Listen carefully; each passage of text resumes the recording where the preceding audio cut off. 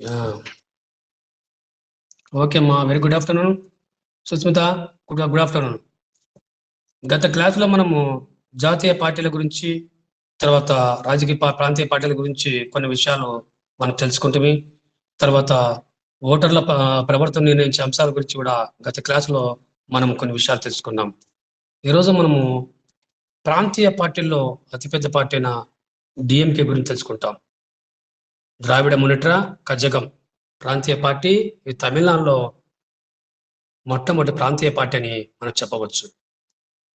భారతదేశంలో జాతీయ పార్టీలు కొన్ని ఉన్నాయి. ప్రాంతీయ పార్టీలు ఉన్నాయి. ఈ ప్రాంతీయ పార్టీల అభివృద్ధి కావడానికి కారణము కేంద్ర ప్రభుత్వంలో ఉన్న జాతీయ పార్టీలే కారణం చెప్పవచ్చు. ఎందుకంటే ప్రాంతీయ పార్టీలు వివిధ రాష్ట్రాలలో ప్రాంతీయ భావాలతో, ఆ యొక్క సామాజిక వర్గీకరణతో, కులమత భావాలతో ఇవి ఒక రాజకీయ ఆధిపత్యం కోసం ప్రాంతీయ పార్టీలు ఏర్పడ్డాయని చెప్పవచ్చు. ఎందుకంటే దేశ ప్రజలు జాతీయ పార్టీలు అయిన కాంగ్రెస్ పార్టీ, బీజేపీ పార్టీ, ఇతర సంకీర్ణ ప్రభుత్వంలో ఏర్పడిన పార్టీలతో విసిగి చెంది అసంతృప్తికి గురై ప్రాంతీయ పార్టీల పట్ల అభిమానంతో, ప్రాంతీయ పార్టీలు తమ ప్రాంతం కోసం అభివృద్ధి చెందాలనే ఆలోచనతో నిరుద్యోగులు, యువత వీళ్ళంతా కలిసి ప్రాంతీయ పార్టీల మీద అభిమానం చూపడం జరిగింది అని చెప్పవచ్చు. కాబట్టి మనకు ప్రాంతీయ పార్టీలు రాష్ట్రాల అభివృద్ధికి, సమైక్యతకు, ఈ యొక్క ప్రజల అవసరాలకు, ప్రజల యొక్క వారికి రాజకీయ సమాజానికి, సామాజిక జీవనానికి ప్రాంతీయ పార్టీలు భారతదేశంలో మనుగడ సాగిస్తున్నాయని చెప్పవచ్చు. కేవలము కొన్ని స్వార్థ శక్తుల కోసం మతం కారణంగా కొన్ని ప్రాంతీయ పార్టీలు భారతదేశంలో ఏర్పడ్డాయి. కాబట్టి వర్గ రాజకీయాలే ఈ ప్రాంతీయ పార్టీలు ఏర్పడడానికి కారణం. తర్వాత జాతీయ పార్టీలు కూడా ఒక కారణం అని చెప్పవచ్చు. ఎందుకంటే జాతీయ పార్టీలు కేంద్ర ప్రభుత్వంలో ప్రభుత్వాలను ఏర్పరిచినా వాళ్ళు ఈ యొక్క ప్రాంతం కోసం ఎలాంటి యొక్క అభివృద్ధి చేపట్టడం వలన వాళ్ళు కేవలము జాతీయ పార్టీలు పై అభిమానం లేకపోగా అసంతృప్తికి గురి కావడం జరిగింది. ఎందుకంటే కొన్ని ప్రాంతాలను అభివృద్ధి చేయడం లేదు కేంద్ర ప్రభుత్వము.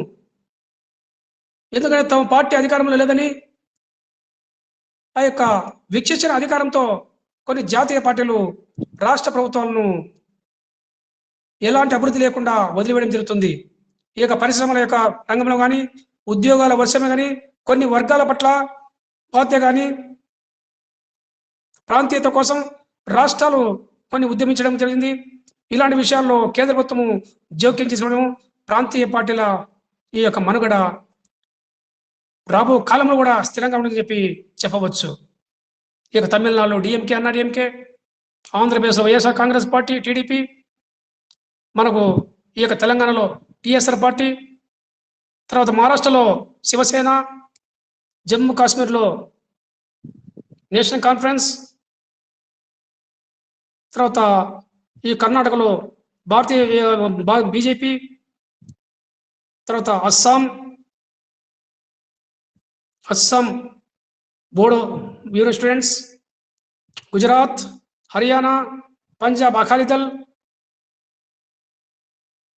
తర్వాత ఈ యొక్క యూపీ ఉత్తరప్రదేశ్లో బీఎస్పీ, బీజు జనతాదళ్, రకరకాల ప్రాంతీయ పార్టీలు మనుగడ కొనసాగుతుందని చెప్పవచ్చు. ఈరోజు ఈ యొక్క తమిళనాడులో డిఎంకే పార్టీ గురించి కొన్ని విషయాలు తెలుసుకుంటాం. ద్రావిడ మునేట్ర కజగం. ద్రావిడ మునేట్ర గురించి భారతదేశం స్వాతంత్రం వచ్చిన తర్వాత మొట్టమొదటి ఏర్పడిన ఒక ప్రాంతీయ పార్టీ అని చెప్పవచ్చు. ఇది తమిళనాడు రాష్ట్రంలో ఈ యొక్క పుదుచ్చేరిలో ఈ యొక్క ప్రాంతాన్ని కలిగి ఉందని చెప్పవచ్చు. ప్రస్తుతం ఇప్పుడు తమిళనాడులో అధికార పార్టీగా చెప్పడం జరిగింది. యునైటెడ్ ప్రోగ్రెస్ ఈ యొక్క అలయన్స్ లో భాగంగా పిలువబడే రాజకీయ ఫ్రంట్ లో ఒక భాగంగా ఏర్పడింది. దీని నాయకుడు సీఎం అన్నాదురై మరియు పెరియరి ఈవి రామస్వామి ఆధారంగా ఏర్పడిన పార్టీ సామాజికంగా ప్రజాస్వామ్య సామాజిక న్యాయం సూత్రాలకు కట్టుబడిన పార్టీ డిఎంకే పార్టీ అనేది ఒక ద్రావిడ పార్టీ అని మనం చెప్పవచ్చు. 1949లో ఈ పార్టీని పెరియరి ఈవి రామస్వామి నేతృత్వంలోని స్థాపించడం జరిగింది. అంటే ఈ పార్టీ స్థాపక ముందే జస్టిస్ పార్టీ 1944లో ఉంది. ఈ పార్టీ ఆ తర్వాత డిఎంకేగా 1949లో స్థాపించారు. ఒక విడిపోయిన వర్గంగా అన్నాదురై ఈ పార్టీని 1949లో ఏర్పరిచారని చెప్పవచ్చు. కాబట్టి డిఎంకే పార్టీ యొక్క గుర్తు రైజింగ్ సన్. కాబట్టి డిఎంకే 1949 నుంచి 1969 వరకు మరణించే వరకు పార్టీ జనరల్ సెక్రటరీగా అన్నాదురై ఉన్నాడని చెప్పి చెప్పవచ్చు. 1967లో తర్వాత 1969 వరకు తమిళనాడు ముఖ్యమంత్రి కూడా అన్నాదురై పనిచేశాడని చెప్పవచ్చు. కాబట్టి 1967లో అన్నాదురై డిఎంకేలో మొదటి వ్యక్తి అయ్యారు. భారతదేశంలో ముఖ్యంగా ఏ రాష్ట్రంలోనైనా స్పష్టమైన ఒక మెజార్టీతో వచ్చిన ఆయన రాష్ట్ర స్థాయిలో ఎన్నికల్లో విజయం సాధించాడు. భారతీయ జాతీయ కాంగ్రెస్ పార్టీ కాంగ్రెస్ కాకుండా పార్టీ ఎం ఆ తర్వాత బాధ్యతలు ఈ కరుణానిధికి అప్పగించబడింది. 1969 నుంచి 2018 వరకు ఈ యొక్క అన్నాదురై మొదటి అధ్యక్షుడిగా ఉన్నాడు. ఆ తర్వాత 1969 నుంచి ఈ యొక్క ఎం కరుణానిధి డిఎంకే పార్టీ అధ్యక్షుడిగా ఉన్నాడని చెప్పి మనం చెప్పవచ్చు. కాబట్టి పార్టీ రాజకీయాల్లో ఈ కరుణానిధి ఒక ఉన్నతమైన స్థాయిగా, ఒక సమర్థవంతమైన స్థాయిగా డిఎంకే పార్టీని అత్యున్నత పార్టీగా తీర్చిదిద్దిన నేత దేశంలో అని చెప్పవచ్చు. కాబట్టి ఒక తమిళనాడు ప్రాంతంలో డిఎంకే పార్టీ చాలా అతిపెద్ద పార్టీ, ప్రాంతీయ పార్టీలో ఒక స్వతంత్ర భావాలు గల, ఒక సిద్ధాంత భావాలు గల పార్టీ అని చెప్పవచ్చు. కాబట్టి అన్నాదురై 5 సార్లు ముఖ్యమంత్రిగా పనిచేశాడు. 2 సార్లు ఆయనని కేంద్ర ప్రభుత్వం అధికారంలో ఉన్నప్పుడు అనవసరంగా కొన్ని ప్రాంతీయ పార్టీల మధ్య కొన్ని చిచ్చు పెట్టి ప్రభుత్వ పతనానికి కేంద్ర ప్రభుత్వం కారణమని చెప్పవచ్చు.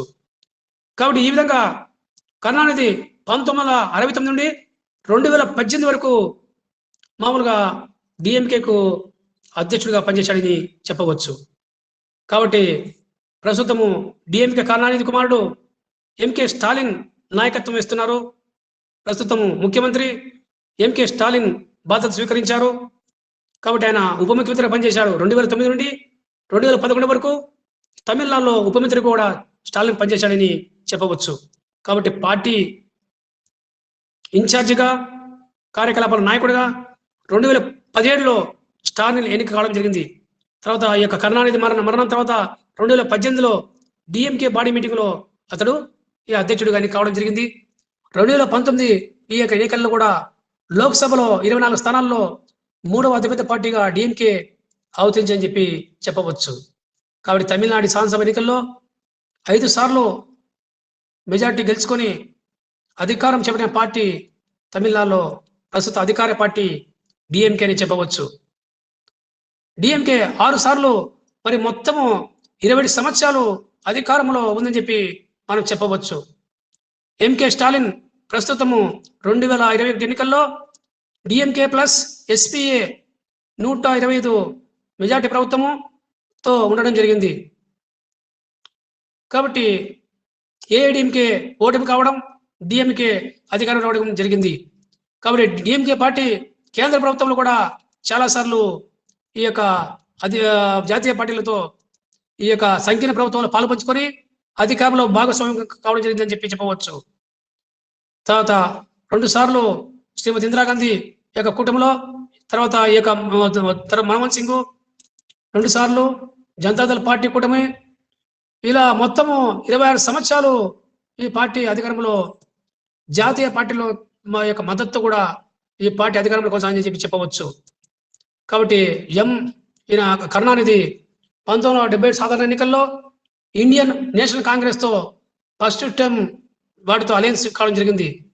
ఇందిరాగాంధీ ఈ యొక్క ప్రభుత్వంలో 1975లో డిఎంకే భాగస్వామ్యపక్షంగా ఉండి 5 సంవత్సరాలు ఉండడం జరిగింది. 1977లో జనతా పార్టీ డిఎంకే శ్రీ మొరార్జీ దేశాయ్ నాయకత్వంలో 2 సంవత్సరంలో ఆ పార్టీకి మద్దతు ఇచ్చి ప్రభుత్వంలో భాగస్వామైంది.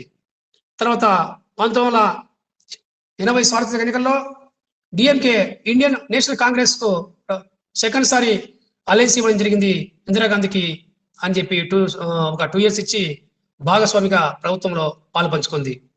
1989లో DMK Janata Dal first time alliance national front కు మద్దతు ఇచ్చింది. విపి సింగ్ ఆ రోజు దేశ ప్రైమ్ మినిస్టర్ గా రావడం జరిగింది. అక్కడ ఒక్క సంవత్సరము జాతీయ రాజకీయాల్లో భాగస్వామిగా ఉండి అక్కడ డిఎంకే విపి సింగ్ ప్రభుత్వంలో భాగస్వామి కావడం జరిగింది. తర్వాత 1996లో డిఎంకే ప్లస్ జనతాదళ్లో రెండోసారి కూటమి యునైటెడ్ ఫ్రంట్ లో భాగస్వామి అయింది. సెంట్రల్ అలయన్స్ తర్వాత తమిళనాడు రాష్ట్ర పార్లమెంటు ఎన్నికల్లో కూడా భాగస్వామి కావడం జరిగింది చెప్పవచ్చు. ఈ విధంగా మనకు డిఎంకే కేంద్ర ప్రభుత్వంతో భాగస్వామిగా ఉండి చాలా సార్లు అధికారం చేపట్టిందని చెప్పి చెప్పవచ్చు. తర్వాత గుజరాల్ దేవేగౌడ ఐకే గుజరాల్ యొక్క కేంద్ర ప్రభుత్వంలో 2 సంవత్సరాలు భాగస్వామిగా కావడం జరిగింది. 1996, 97, 97, 98లో 1999లో డిఎంకే భారతీయ జనతా పార్టీలో నేషనల్ డెమోక్రటిక్ అలయన్స్ లో ఎన్డీఏలో భాగస్వామి కావడం జరిగింది. తర్వాత అటల్ బిహారీ వాజ్పేయి ప్రభుత్వంలో 1999, 2004 సంవత్సరంలో దాదాపు 5 సంవత్సరంలో కేంద్ర ప్రభుత్వంలో డిఎంకే పార్టీ భాగస్వామిగా ఉండి ప్రభుత్వంలో అధికారంలో ఉండడం జరిగింది. 2004 సాధారణ ఎన్నికల్లో తర్వాత 2009 సాధారణ ఎన్నికల్లో డిఎంకే ఇండియన్ నేషనల్ కాంగ్రెస్ కు ఈ యొక్క United Progressive Alliance UPA government కు 4వసారి కూటమిలో భాగస్వామి గడిచింది. 2004 నుంచి 2009 వరకు 4వసారి కూటమిలో పాల్గొందని చెప్పవచ్చు. తర్వాత ఈ యొక్క మన్మోహన్ సింగ్ ఈ ప్రభుత్వంలో జాతీయ కాంగ్రెస్ పార్టీ ప్రభుత్వంలో మన్మోహన్ సింగ్ ప్రభుత్వంలో 2004 నుంచి 2013 వరకు 9 సంవత్సరాలు డిఎంకే పార్టీ మద్దతు ఇచ్చిందని చెప్పి మనం స్పష్టంగా చెప్పవచ్చు. కాబట్టి మనకు ఈ యొక్క డిఎంకే పార్టీ సామాజిక సమానత్వం కోసం న్యాయం కోసం రావడం జరిగింది. బ్రాహ్మణుల మధ్య మత విభజన 19వ శతాబ్దంలో 20వ శతాబ్దం ప్రారంభమైతే ఈ యొక్క బ్రాహ్మణేతర కులాల మధ్య ఈ యొక్క ఉన్నత కులాల మధ్య చాలా సంఘర్షణలు రావడం జరిగింది. ప్రధానంగా కుల పక్షపాతాలు ప్రభుత్వ ఉద్యోగాల్లో అసమానమైన బ్రాహ్మణ ప్రాతినిధ్యం కారణంగా ఈ పార్టీ రావడం జరిగింది. కాబట్టి బ్రాహ్మణేతర ఉన్నత కులాలకు ప్రాతినిధ్యం వహించడానికి ఈ పార్టీ ఒక గుర్తింపుగా పొందిందని చెప్పి ఒక ద్రావిడ ఉద్యమంగా ప్రారంభమని చెప్పి డిఎంకే పార్టీని మనం స్పష్టంగా చెప్పవచ్చు. కాబట్టి ఈవి రామస్వామి నాయకర్ 1919లో భారతీయ జాతీయ కాంగ్రెస్ చేరినాడు. ఆ పార్టీకి బ్రాహ్మణ నాయకత్వాన్ని భావించిన దాన్ని వ్యతిరేకించారు. కాబట్టి చాలా సత్యాగ్రహంలో పాల్గొనడం జరిగింది. సివియ గౌరవ ఉద్యమాన్ని ప్రారంభించడానికి కూడా కారణం జరిగింది. కాబట్టి హేతుబద్ధమైన మరియు బ్రాహ్మణ వ్యతిరేక అతను కాంగ్రెస్ నుంచి తప్పుకోవడం జరిగింది. 1930లో జస్టిస్ పార్టీలో చేరాడు ఈవి రామస్వామి నాయకర్. కాబట్టి రాజగోపాలాచారి నేతృత్వంలో ఇండియన్ నేషనల్ కాంగ్రెస్ ప్రెసిడెన్సీలో అధికారం రావడం జరిగింది. పాఠశాలలో హిందీని తప్పనిసరి చేయాలని ఈ యొక్క పెరియర్ వ్యతిరేకించాడు. హిందీ వ్యతిరేక ఆందోళనను ఈ యొక్క చెన్నైలో రావడం జరిగింది. కావున 1944లో ఈ యొక్క జస్టిస్ పార్టీ స్వీయ గౌరవ ఉద్యమం నుండి ఈ యొక్క ద్రావిడ కజగం రూపొందించారు. కావున మద్రాసు యొక్క ప్రాంతాలలో ఉన్న పరిధిలో ఉన్న ద్రావిడ నాడు అని పిలువబడే ద్రావిడ కోసం ఒక స్వతంత్ర దేశంగా ఒక రాజకీయ పార్టీగా ఒక ఉద్యమంగా ఈ యొక్క ద్రావిడ కజగం రావడం జరిగింది. కాబట్టి ఈ యొక్క సమానత్వం కోసం ఆలోచన సూచించే సాంప్రదాయక ఈ యొక్క సమతౌల్యం కోసం ఈ యొక్క పార్టీ కలిగి చెప్పి చెప్పవచ్చు. కాబట్టి ఈ యొక్క ద్రావిడల కోసం ఈ యొక్క అభ్యున్నతి కోసం ఈ ఉద్యమము రావడం జరిగింది. కావున పార్టీ లోపల ఇది ఒక నిలజేయడంతో ఏదైనా అని సమస్య వస్తే తను స్వీకరించడం జరిగింది. కాబట్టి బ్రాహ్మణుల సామాజిక రాజకీయ ఆచార ఆధిపత్యాన్ని వ్యతిరేకించడమే డిఎంకే లక్ష్యం అని చెప్పి మనం స్పష్టంగా చెప్పవచ్చు. కాబట్టి ద్రావిడ నాడు యొక్క ఒక ప్రత్యేక దేశాన్ని ఏర్పాటు చేయడమే డిఎంకే లక్ష్యంగా మనము చెప్పవచ్చు. కాబట్టి ద్రావిడ నాడు అనే ఒక ప్రత్యేక దేశాన్ని ఏర్పాటు చేయాలని ఇది చెప్పడం జరిగింది. ఈ యొక్క దక్షిణ భారతదేశంలో ఈ ప్రధానంగా ఈ తమిళ మాట్లాడే ప్రాంతాలలో ఒక ప్రత్యేకంగా ఒక ప్రాంతం కావాలని చెప్పి అనేక ఉద్యమాలు చాలా సంవత్సరాలు కూడా చేయడం జరిగింది. కాబట్టి ఇక్కడ 49లో చాలా మంది అన్నాదురై నాయకత్వంలో కొంతమంది ఈ యొక్క ఈ యొక్క పార్టీలు అనేక యొక్క సంఘర్షణ రావడంతో కొంతమంది పార్టీలు విడిపోయి ఉంది. కాబట్టి సిఎస్ అన్నాదురై ఇతరులు కూడా ఈ పార్టీలో చాలా మంది కొంతమంది ఆది నాయకులు ఉండడం జరిగింది. కాబట్టి డిఎంకే పరిపాలన అధికారంలో ఒక రాజకీయంగా సామాజికంగా అనే 2 సిద్ధాంతాలు ఏర్పరిచింది. కావున రాజకీయ ప్రాతినిధ్యము తక్కువ కులాల నుంచి ఈ యొక్క పరిపాలన తరాల నుండి గుర్తించలేదని చెప్పడం జరిగింది. కాబట్టి లోతైన సామాజిక ప్రభావాన్ని ఉండాలని చెప్పి రాజకీయ భాగస్వామ్యం కోసం ఇది ఏర్పాటు చేయబడింది. కావున 1957లో డిఎంకే మొదటి ప్రయత్నము ఈ యొక్క మిశ్రమంగా రావడం జరిగింది. తర్వాత కాంచీపురం ఈ యొక్క తర్వాత కొన్ని ప్రాంతాలలో ఈ పార్టీ బలమైన కార్యకర్తలు ఉన్నారని చెప్పవచ్చు. తర్వాత హిందీ వ్యతిరేక ఉద్యమాలు వచ్చాయి 1949లో. మాతృ సమైస్తన హిందీ వ్యతిరేక ఉద్యమం యొక్క విధానాలను వారసత్వంగా పొందింది చెప్పవచ్చు. కాబట్టి అన్నాదురై మధ్యకాలంలో హిందీ వ్యతిరేక విధించిన ఆందోళనలో పాల్గొన్నారు. కాబట్టి ఈ యొక్క కేంద్ర ప్రభుత్వం ఉద్యమించిన ఈ ఉద్యమంలో చాలా వరకు డిఎంకే ఆందోళన ప్రారంభించని చెప్పి చెప్పవచ్చు. కాబట్టి దక్షిణ భారతదేశంలో ఉత్తరాది వాడు దోపిడీ చేస్తారని చెప్పి అనే అంశంతో ఎం కరుణానిధి ఇతర డిఎంకే సభ్యులు కూడా ఈ యొక్క ఉద్యమాల్లో పాల్గొన్నారు. 2 డిఎంకే సభ్యులు ప్రాణాలు కోల్పోయారు. తర్వాత ఈ కరుణానిధి, కన్నదాసన్ సహా హిందీ ఉద్యమంలో అనేక మంది అరెస్ట్ కావడం జరిగింది. కాబట్టి ద్రావిడ నాడు కోసం డిమాండ్ చేసిన మొట్టమొదటి డిఎంకే హిందీ వ్యతిరేక విధానాలను కొనసాగించని చెప్పి చెప్పవచ్చు. కాబట్టి ఇక్కడ అకాడమీ ఆఫ్ తమిళ సంస్కృతిని ఆమోదించింది అన్నాదురై, ఈ యొక్క పెరియర్ వీళ్ళంతా కలిసి అకాడమీ ఆఫ్ యొక్క తమిళ సంస్కృతి ఒక డిపార్ట్మెంట్ కూడా ఏర్పరిచారని చెప్పవచ్చు. కాబట్టి ఇంగ్లీష్ అధికార భాషను వారు కొనసాగించాలని చెప్పి ఆమోదించారు. తర్వాత ఈ యొక్క డిఎంకే హిందీ అధికార భాషల్లో ఉండడాన్ని వ్యతిరేకించని చెప్పి మనం స్పష్టంగా చెప్పవచ్చు. ఈ విధంగా మనకు ఈ యొక్క హిందీ ఉద్యమము తమిళనాడులో హిందీ వ్యతిరేక సమావేశాన్ని ఏర్పాటు చేశారు 1950లో. హిందీ వ్యతిరేక దినంగా 1957 అక్టోబర్ 13ను హిందీ వ్యతిరేక దినంగా డిఎంకే పార్టీ ఆచరణ చెప్పి చెప్పవచ్చు. కావున హిందీ వ్యతిరేక సమావేశం కూడా 1960లో అది ప్రత్యేక సమావేశం ఏర్పరిచారు. కాబట్టి ఈ యొక్క మన భారతదేశము ఈ యొక్క చైనా యుద్ధములో కూడా ఏర్పాటువాద ఒక డిమాండ్ను కూడా వదులుకుందని చెప్పి చెప్పవచ్చు. కానీ భారత రాజ్యాంగంలో ఈ యొక్క 16 సవరణలో 1963లో అధికార భాషల చట్టం ఆమోదించడంతో హిందీ వ్యతిరేక వైఖరి అలాగే ఉండిపోయిందని చెప్పి చెప్పవచ్చు. కాబట్టి హిందీ యొక్క సంఖ్యాపరమైన ఆధిపత్యం మొదలకు అన్నాదురైలో ఒక ఉద్యమం రావడం జరిగింది. మేముంటే మా జాతీయ పక్షం ఎన్నుకుంటున్నప్పుడు సంఖ్యాపరమైన ఆధిపత్యం యొక్క సూత్రాన్ని అంగీకరించాలని చెప్పి వారు చెప్పడం జరిగింది. కాబట్టి ఈ విధంగా 1960లో ఈ యొక్క ఎన్నికల రాజకీయాల్లో 10 సంవత్సరాల తర్వాత అధికారంలోకి వచ్చింది డిఎంకే. 18 సంవత్సరాల తర్వాత మరి ఎన్నికల రాజకీయాలు ప్రవేశించిన 10 సంవత్సరాల తర్వాత అధికారంలోకి వచ్చిందని చెప్పవచ్చు. కాబట్టి ద్రావిడ శకము మనకు 1960లో కాంగ్రెస్ 19 రాష్ట్రాల్లో ఈ యొక్క బలమైన పార్టీల చేతిలో ఓటమి కోల్పోయింది. కావున మనకు ఆత్మగౌరవ ఉద్యమం అనే కొన్ని విషయాలు కూడా చెప్పడం జరిగింది. డిఎంకే పార్టీ వివాహాలను చట్టబద్ధం చేయాల అంశంతో స్వీయ వివాహాలు అనే పేరుతో ఈ యొక్క పెరియర్ ఒక ఆలోచన సాంప్రదాయంగా ఈ యొక్క ఆదర్శంగా కొన్ని చేసుకోవాలని చెప్పి చెప్పడం జరిగింది. తర్వాత ఆత్మగౌరవక ఈ యొక్క కులాంతర యొక్క ఉద్యమాలు ఇవన్నీ కూడా జరిగింది. కాబట్టి అధికార యొక్క విజయాల్లో ఎన్నికల విజయాల్లో ఆయన బియ్యము ₹1 మేము 1 కిలో బియ్యం ఇస్తామని చెప్పి వాగ్దానం చేశాడు. అతను మొదటి ప్రభుత్వంలో ఒకసారి అమలు చేశాడు. ఆ తర్వాత దాన్ని మరలా అది అమలు కాలేదని చెప్పి చెప్పవచ్చు. బియ్యం ఖర్చులను సబ్సిడీ చేయడం తమిళనాడులో ఎన్నికల వాగ్దానంగా మొట్టమొదట డిఎంకే చెప్పడం జరిగింది. కాబట్టి ఈ యొక్క అనేక వాగ్దానం చేయడం జరిగింది. అవి ఆ తర్వాత అమలు కాలేదు.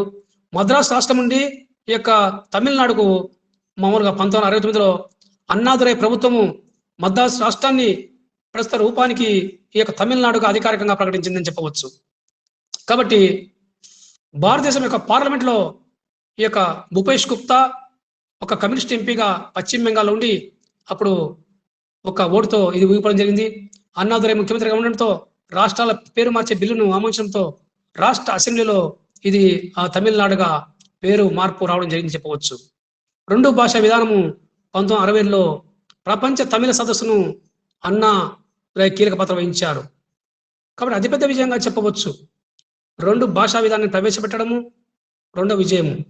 కాబట్టి 3 భాషా సూత్రంపై పొరుగు రాష్ట్రాలైన కర్ణాటక, ఆంధ్రప్రదేశ్, కేరళలో అమలు చేయబడిన 3 భాషా సూత్రము ప్రాంతీయ భాష, ఇంగ్లీష్, హిందీ అనే 3 భాషలను అధ్యయనం చేయడం జరిగిందని చెప్పి మనము స్పష్టంగా చెప్పవచ్చు. అదేవిధంగా ఈ యొక్క డిఎంకే మామూలుగా విద్యార్థులకు అనేక రకాల ల్యాప్టాప్లు ఇస్తామని చెప్పి అనేక వాగ్దానాలు చేయడం, ఈ యొక్క రైతులకు ఈ యొక్క ఉచిత విద్యుత్ ఇస్తామని చెప్పి, తర్వాత పేద వర్గాల వారికి ఇల్లు ఇస్తామని చెప్పి చెప్పడం, స్టాలిన్ ఒక బహుత్తరమైన ఒక ప్రణాళిక ద్వారా స్టాలిన్ ఈ యొక్క తమిళనాడులో ఆ ప్రజల యొక్క ఆశలకు ఆకాంక్షలకు పార్టీ అధికారంలో కూడా జరిగింది 1971లో 1921లో అని చెప్పవచ్చు. కాబట్టి ప్రపంచ తమిళ సమావేశం కూడా జరిగింది 1960లో. ఇది 2వ ప్రపంచ సదస్సును భారీ స్థాయిలో ఏర్పాటు చేశారు. 1968 జనవరి 3న ఒక స్మారక ముద్రను కూడా వెలువరించారు. అన్నాదురై ఈ యొక్క ముద్రను ఏర్పాటు చేసి దేవతల ఈ యొక్క అన్నాదురై ఏం చేశాడంటే దేవతల యొక్క కొన్ని రూపంలో ఉన్న మతపరమైన కొన్ని గుర్తులను ప్రభుత్వ కార్యాలయం నుండి భవనాల నుంచి పూర్తిగా తొలగించాలని చెప్పి ఉత్తర్వు జారీ చేశాడు అన్నాదురై అని చెప్పవచ్చు. హిందీ ఈ యొక్క తమిళుల కోసం ఉన్నప్పుడు అన్నాదురై ఏం చేశాడు, దేవతల యొక్క చిత్రాలను లేకుండా చేయాలి, మతపరమైన యొక్క గుర్తులు ప్రభుత్వ కార్యాలయంలో ఉండరాదు, ఈ యొక్క భవనాల నుండి పూర్తిగా తీసేయాలని చెప్పి ఒక ఉత్తర్వుడు జారీ చేశాడు. ఆ తర్వాత మనకు అన్నాదురై తర్వాత కరుణానిధి నాయకత్వం వచ్చింది. కరుణానిధి నాయకత్వం 1969 2018 వరకు ఏకధాటిగా ఆయన పరిపాలించినాడు అని చెప్పవచ్చు. కరుణానిధిని ఇతర నాయకత్వ పోటీదారు చాలా మంది సీనియర్ నాయకుడు రావడం జరిగింది. కాబట్టి డిఎంకేకు కరుణానిధి 1969 నుండి 2018 వరకు వరకు నాయకత్వం వహించారు. 5 సార్లు ఆయన తమిళనాడుకు ముఖ్యమంత్రిగా కూడా పనిచేశారని చెప్పి చెప్పడం జరిగింది. కాబట్టి డిఎంకే ముఖ్యమైన 5 విషయాలు చెప్పడం జరిగింది. 1970లో వార్షికోత్సవం యొక్క సమావేశంలో ఒక సమమైన సమాజాన్ని ఏర్పాటు చేయాలి. తర్వాత హిందీ యొక్క ఉద్యమము ఈ యొక్క విధించడాన్ని పార్టీ వ్యతిరేకించింది. తర్వాత శాంతియుత పద్ధతిలో పేదరికము లేకుండా చేయాలి. తర్వాత రాష్ట్ర ప్రభుత్వాలకు మరియు కేంద్ర ప్రభుత్వానికి స్వయం ప్రతిపత్తి కల్పించాలని చెప్పి రాష్ట్ర ప్రభుత్వాలకు కేంద్ర ప్రభుత్వము స్వయం ప్రతిపత్తి కల్పించాలని చెప్పి ఒత్తిడి తేవడం జరిగింది. 1974లో ఈ యొక్క స్వాతంత్ర దినోత్సవంలో ఈ యొక్క కరుణానిధి కొన్ని విషయాలు చెప్పాడు. తర్వాత మొదటి తమిళ సీఎం కావడం జరిగింది. తర్వాత ఎంజి రామచంద్రన్కు వీరికి పడక మనకు ఈ యొక్క కరుణానిధి మీద రాజకీయ వైరం రావడంతో 1972లో ఎంజీఆర్ పార్టీ తర్వాత ఈ యొక్క డిఎంకే పార్టీ మధ్య కొన్ని పార్టీ యొక్క సంఘర్షణ రావడంతో వారు వేరే పార్టీని ఏర్పరిచారు. ఎంజీఆర్ అవినీతి దర్యాప్తు కోసం పిలిపివ్వడం జరుగుతూ అతన్ని పార్టీ నుండి సస్పెండ్ చేయడం జరిగింది. అతను బయటకు వచ్చి ఎంజీఆర్ ఆల్ ఇండియా అన్నా ద్రావిడ ఈ యొక్క మునుగడజం ఏఐడిఎంకే అనే కొత్త పార్టీని 1972లో స్థాపించాలని చెప్పి చెప్పవచ్చు. ఈ విధంగా కరుణానిధి మధ్య రాజకీయ వేరాలను ఎంజి రామచంద్ర మధ్య రావడంతో వాళ్ళు కొత్త పార్టీని స్థాపించాలని చెప్పి చెప్పవచ్చు. తర్వాత ఈ యొక్క డిఎంకేలో డిఎంకే అసెంబ్లీ ఎన్నికల్లో ఎంజీఆర్ యొక్క చేతిలో ఓడిపోయింది. మరియు 1989లో రాష్ట్రంలో అధికారం లేదు. ఎంజీఆర్ మరణించిన తర్వాత ఏఐడిఎంకే జానకి రామచంద్ర వర్గము మరియు కుమారి జయలలిత వర్గము 2 వర్గాలుగా రావడం జరిగింది. 1989 రాష్ట్రంలో డిఎంకే తిరిగి అధికారంలోకి రాగా కరుణానిధి 1989లో మరలా జనవరిలో ముఖ్యమంత్రిగా పీఠం స్వీకరించారు. రాజీవ్ గాంధీ ఒత్తిడి కారణాల వలన 2 సంవత్సరాల్లో డిఎంకే ప్రభుత్వం రద్దు చేసిన నేపథ్యంలో 1991లో ఎన్నికలు జరిగాయి. అదే సంవత్సరంలో రాజీవ్ ఎన్నికల కార్యక్రమంలో ఈ యొక్క ఎల్టిటి ఉగ్రవాదులు మానవ బొమ్మతో అతను చెప్పబడ్డారు. డిఎంకే ఈ యొక్క తమిళ అనుకూల వైఖరి రాష్ట్ర ప్రభుత్వాన్ని పతనం కావడం, రాజీవ్ మధ్యలో ఈ యొక్క ప్రజల యొక్క విషయాలలో ఈ యొక్క డిఎంకేకి వ్యతిరేకంగా ఉంది అని ఏఐడిఎంకే కాంగ్రెస్ కూటమికి అనుకూలంగా ఉన్న సానుభూతి రావడం జరిగింది. కాబట్టి డిఎంకే పార్లమెంట్లో ఏ స్థానం కోల్పోలేదు అని మనం స్పష్టంగా చెప్పవచ్చు. కాబట్టి ఈ విధంగా జాతీయ పార్టీలకు మద్దతు ఇచ్చింది. ఒకసారి కేంద్ర ప్రభుత్వంలో చాలాసార్లు అనేక జాతీయ పార్టీలకు, సంకీర్ణ ప్రభుత్వాలకు నాయకత్వంలో ఈ యొక్క అలయన్స్ ఉండి కేంద్రంలో భాగస్వామ్యం కలిగించి అని చెప్పవచ్చు. అదేవిధంగా 1996 రాష్ట్ర ఎన్నికల్లో జయలలితపై అవినీతి ఆరోపణలు రావడం జరిగింది. ఈ యొక్క తమిళనాడుల కాంగ్రెస్ తో పొత్తు పెట్టుకుని సీనియర్ నటుడు ఈ యొక్క రజనీకాంత్ తో మద్దతుతో డిఎంకే అధికారంలోకి వచ్చిందని చెప్పవచ్చు. కాబట్టి 2001లో ఏఐడిఎంకే ఈ యొక్క బలమైన కూటమి రావడం వలన డిఎంకేకి వ్యతిరేకంగా ఉన్న కార్యక్రమంపై రాష్ట్ర అసెంబ్లీ ఎన్నికల్లో అధికారంలోకి వచ్చింది. 2004 పార్లమెంట్ ఎన్నికల్లో డిఎంకే కాంగ్రెస్ యొక్క మేనిఫెస్టోతో ఒప్పందం చేసుకుంది. డిఎంకే పట్టాలి మక్కల్ కచ్చి, తర్వాత ఎండిఎంకే ద్రావిడ మున్నెట్ట కజగం, ఇవన్నీ కూడా ఒక సమన్వయంతో ఒప్పందంతో అభ్యర్థులను ఏర్పాటు చేయడం, తర్వాత 40 సీట్స్ తర్వాత గెలుచుకొని పుదుచ్చేరిలో దీనివల్ల కేంద్ర ప్రభుత్వంలో 7 మినిస్టర్స్ కావాలని చెప్పి డిఎంకేకు అధికారం లభించింది. ఈ విధంగా ఈ యొక్క ఎండిఎంకే తర్వాత పిఎంకేతో కలిసి ఒక ప్రభుత్వాన్ని కూడా డిఎంకే ఏర్పరిచింది అని చెప్పి చెప్పవచ్చు. 2004 ఈ యొక్క ఎన్నికల్లో ఈ పార్టీ అధికారంలో వచ్చింది. తర్వాత 2006 ఈ యొక్క ఈ రాష్ట్ర అసెంబ్లీ ఎన్నికల్లో డిఎంకే కాంగ్రెస్ సహాయంతో మైనార్టీ ప్రభుత్వాన్ని రాష్ట్రంలో ఏర్పరిచిందని చెప్పి చెప్పవచ్చు. కాబట్టి కరుణానిధి 5వసారి ముఖ్యమంత్రిగా అయ్యారు. 2009 పార్లమెంట్ ఎన్నికల్లో కూడా డిఎంకే కాంగ్రెస్ కూటమి విజయవంతంగా అనేక స్థానాలు గెలుచుకుందని చెప్పవచ్చు. 2014 యొక్క ఎన్నికల్లో డిఎంకే సీట్లు రాలేకపోయింది. అఖిల భారత అన్నా డిఎంకే సీట్లు రావడం జరిగింది. కాబట్టి 2016 అసెంబ్లీ ఎన్నికల్లో ఈ యొక్క డిఎంకేకు 89 మంది ఎమ్మెల్యేలు రావడం జరిగింది. కాబట్టి తమిళనాడు సాంసమజతలో ప్రతిపక్ష పార్టీ హోదాలో 2016లో ఉందని చెప్పి డిఎంకే అని చెప్పవచ్చు. తర్వాత 2018లో స్టాలిన్ అధికార బాధ్యత స్వీకరించడం, ఈ యొక్క తండ్రి మరణంతో స్టాలిన్ బాధ్యత స్వీకరించి తమిళనాడు రాజకీయాలను ఏకదాటిగా నడిపి ఆయన వారసుడిగా ఉండి స్టాలిన్ ఈ యొక్క డిఎంకేకు అధ్యక్షుడు రావడం, తమిళ రాజకీయాలను మార్చి ఈ యొక్క ప్రజలు దాదాపు 9 సంవత్సరాలు ఈ యొక్క అఖిల భారత అన్నా డిఎంకేతో వాళ్ళు ఉండడం. సాధారణంగా ఈ యొక్క తమిళనాడులో 5 సంవత్సరాలకు ఒకసారి ఈ యొక్క నాయకత్వాన్ని మారుస్తారు. డిఎంకే 5 సంవత్సరాలు ఇస్తారు, అన్నా డిఎంకేకు 5 సంవత్సరాలు ఇస్తారు. ఇట్లా 5 సంవత్సరాలకే నాయకత్వ మార్పు జరగడం ఈ యొక్క తమిళ ప్రజల ఉద్దేశము, ఈ యొక్క తమిళనాడు ప్రజల మనోభావాన్ని చెప్పవచ్చు. కాబట్టి మనకు 2007లో స్టాలిన్ మామూలుగా అనేక మంది జాతీయ నాయకులు కలవడం జరిగింది. తర్వాత యూపీఏ యొక్క సిద్ధాంతాలతో అనేక మందిని జాతీయోద్యమ నాయకులను కేంద్ర ప్రభుత్వంలో జాతీయ కాంగ్రెస్ పార్టీ నాయకులు, బీజేపీ నాయకులు కలిసి స్టాలిన్ భారత యొక్క రాజకీయాల్లో ఈ యొక్క తమిళనాడు రాజకీయాలను గురించి చెప్పడం జరిగింది. తర్వాత కేంద్రంలో యూపీఏ ఆధ్వర్యంలో ఎంకే స్టాలిన్ ఈ యొక్క రాష్ట్రంలో తమిళనాడు రాష్ట్రంలో సెక్యులర్ ప్రోగ్రెస్ అలయన్స్ ఏర్పాటు చేసి 2019 ఎన్నికల్లో కూటమికి నాయకత్వం వహించారు. ఎంకే స్టాలిన్ తర్వాత ఈ తమిళనాడు రాష్ట్రంలో అతని కూటమి పార్లమెంట్లో 40 స్థానాల్లో 39 అసెంబ్లీ స్థానాల్లో విజయవంతంగా గెలిచింది. తర్వాత లౌకిక ప్రగతిశాల కూటమి కింద డిఎంకే కూటమి 2019 స్థానిక సంస్థల ఎన్నికల్లో విజయం సాధించారు. తర్వాత 2021 అసెంబ్లీ యొక్క ఎన్నికలు వచ్చాయి. డిఎంకే సెక్యులర్ తర్వాత ప్రోగ్రెసివ్ అలియన్స్ విజయం సాధించింది. 234 సీట్లలో 159 సీట్లను అతను విజయవంతంగా గెలిచి ఈ యొక్క ప్రశాంత్ కిషోర్ ఐపీఎస్ మద్దతుతో ఈరోజు స్టాలిన్ ప్రభుత్వాన్ని ఈ యొక్క తమిళ రాష్ట్రంలో ఏర్పరచాలని చెప్పి మనం స్పష్టంగా చెప్పవచ్చు.